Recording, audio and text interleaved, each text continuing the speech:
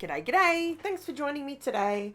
I am doing something different today. What I decided to do was I've had a few people ask me, how do you look at a piece of paper and how does that inspire you? Okay. So what I'm showing you here is how to keep it super simple, and I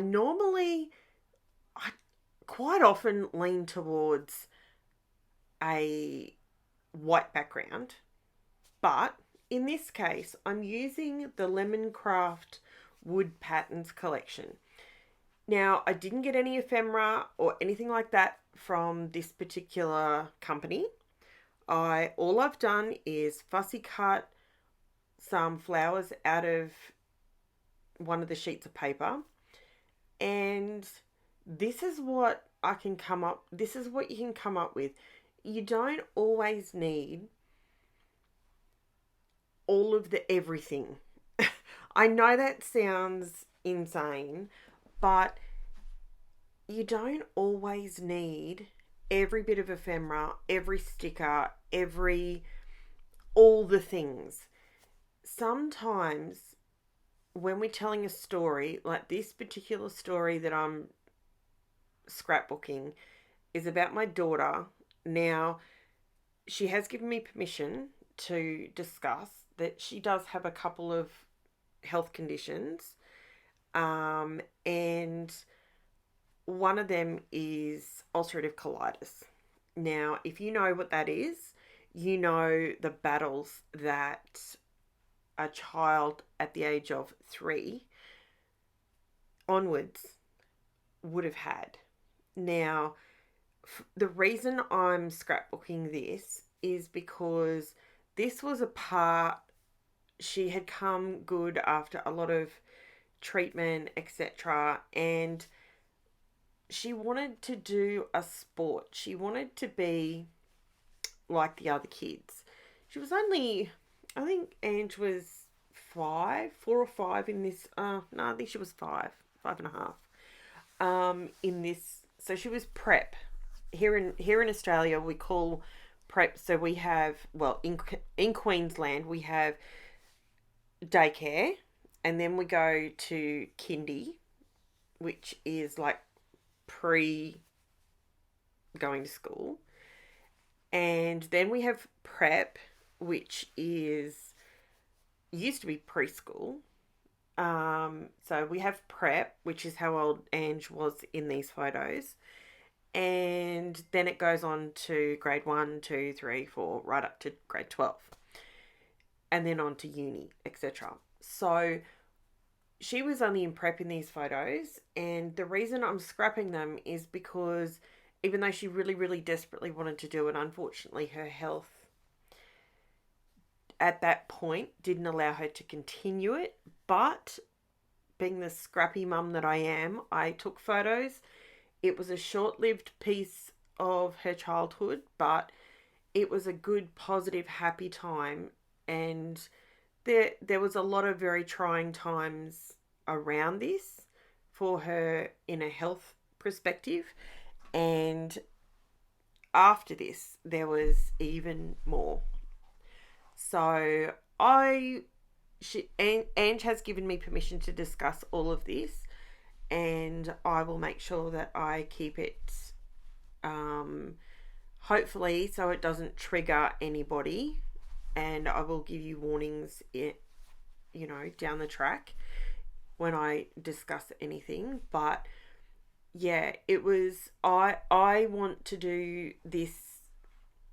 I want to do my scrapbooking to just be authentic for myself and my family. And this was an event that, so when she did little athletics, we went, I think it was only on Friday nights at that point. So the older kids obviously go on Saturdays and all that sort of stuff, but this was just starting out, and this is her cute little uniform and her number, and it was really cute.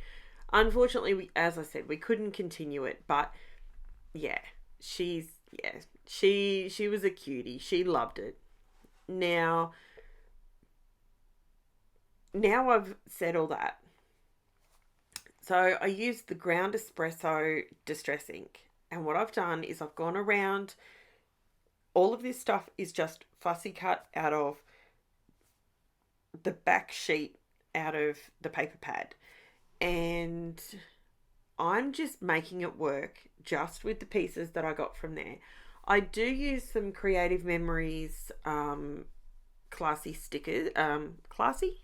Yes. Classy stickers in cranberry or crimson. I can't remember the colour. And yeah, I think it works. It's enough.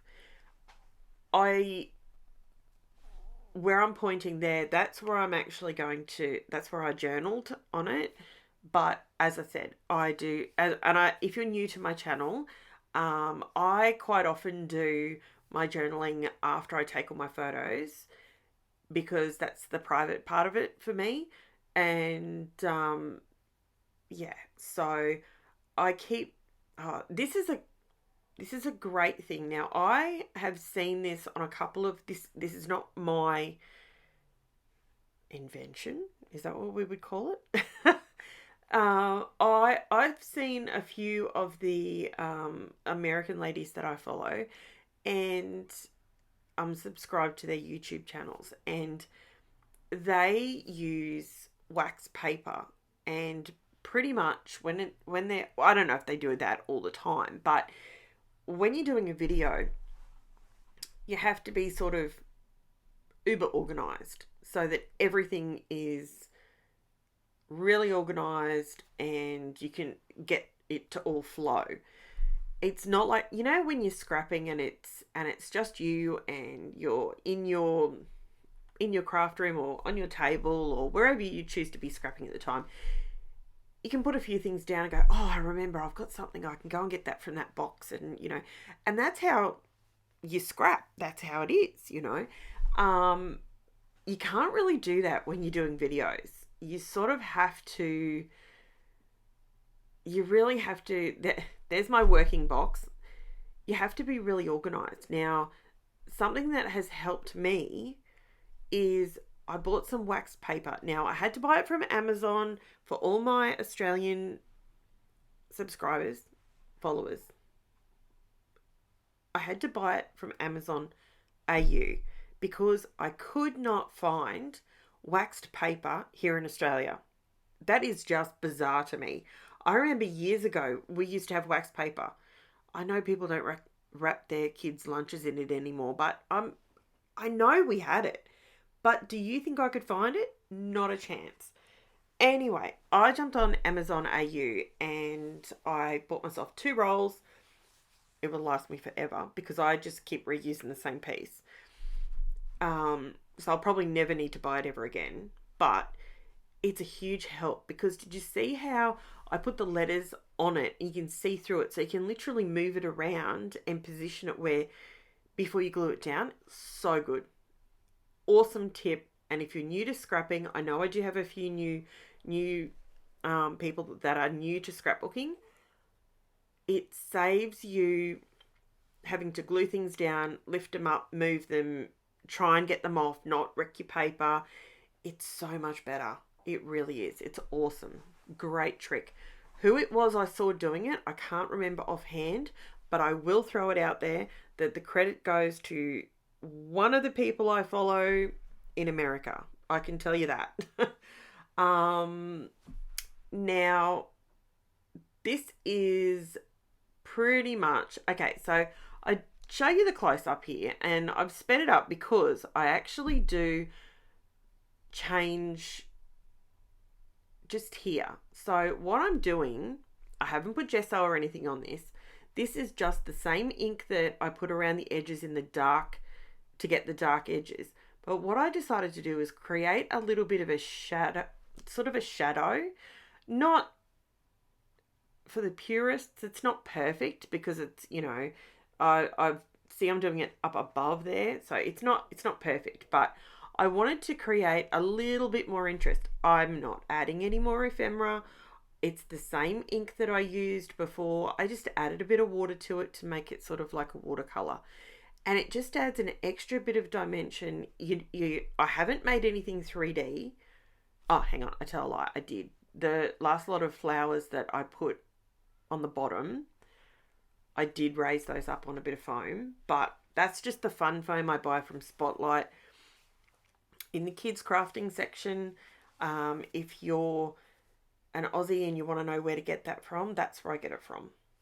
So this is all I'm doing, is just adding a little bit of brown and just to add a bit of shadowing.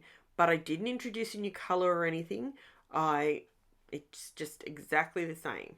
Now I do come in after it dried a little bit, I added a little bit more to make it slightly darker in places. So that is pretty much, now remember, obviously I'm doing the journaling underneath the flowers later, but this is pretty much my layout.